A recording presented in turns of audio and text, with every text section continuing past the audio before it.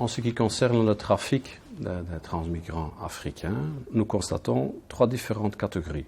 La première catégorie, en fait, c'est une organisation classique de passeurs, des runners qui essayent de mettre des gens dans l'arrière des camions, sur les parkings le long des autoroutes, par exemple, pour aller en Angleterre.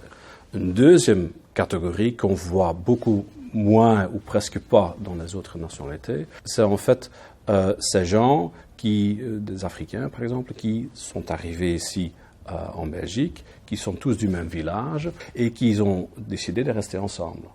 On voit souvent alors des groupes de 20 ou 30 ou 40 personnes où là-dedans, ils s'organisent entre eux-mêmes pour leur voyage. Donc ces gens-là créer une sorte d'organisation temporaire pour être trafiqués en Grande-Bretagne. La troisième catégorie qu'on voit, c'est en fait les gens qui sont seuls ou qui ne font pas partie d'un certain clan ou qui n'ont pas assez d'argent à payer à une organisation criminelle et qui, à ce moment-là, regardent ce que les autres font.